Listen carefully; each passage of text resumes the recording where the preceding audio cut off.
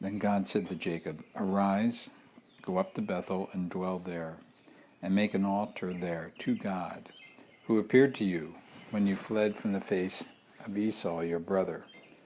And Jacob said to his household and to all who were with him, "Put away the foreign gods that are among you. Purify yourselves and change your garments. Let us arise and go up to Bethel, and I will make an altar there to God, who answered me in the day of my distress, and has been with me in the way which I have gone." So they gave Jacob all the foreign gods which were in their hands, and the earrings which were in their ears, and Jacob hid them under the terebinth tree which was by Shechem. And they journeyed, and the terror of God was upon the cities that were all around them, and they did not pursue the sons of Jacob. So Jacob came to Luz, that is Bethel, which is in the land of Canaan, and he and all the people who were with him. And he built an altar there, and called the place El Bethel, because there God appeared to him when he fled from the face of his brother. Now Deborah, Rebekah's nurse, died, and she was buried below Bethel, under the terebinth tree. So the name of it was called Allon Bacuth. Then God appeared to Jacob again when he came from Paddan Aram, and blessed him. And God said to him, "Your name is Jacob.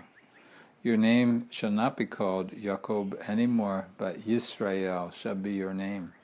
So he called his name Israel. Also God said to him, "I am God Almighty. Be fruitful and multiply. A nation and a company of nations shall proceed from you, and kings shall come from your body. The land which I gave Abraham and Isaac I give to you, and to your descendants after you I give this land." Then God went up from him in the place where he talked with him.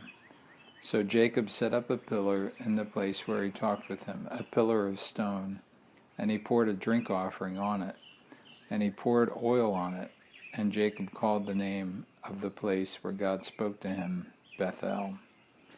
Then they journeyed from Bethel, and when there was but a little distance to go to Ephrath, Rachel labored, and she had a hard labor.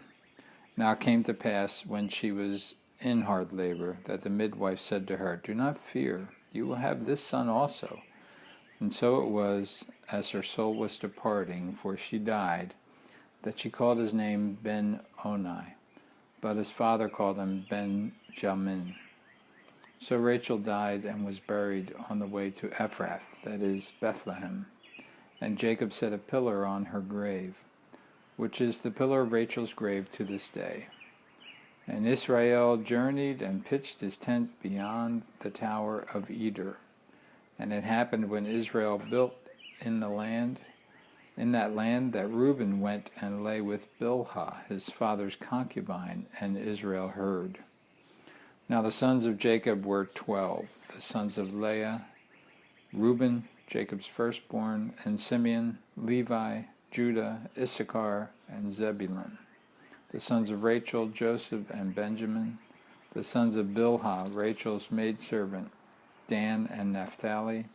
The sons of Zilpah, Leah's maidservant, Gad and Asher. These the sons of Jacob who were born to him in Paddan Aram.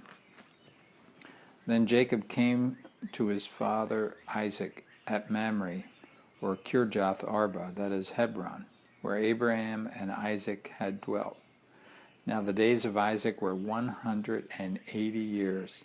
So Isaac breathed his last and died, and was gathered to his people, old and full of days, and his sons Esau and Jacob buried him.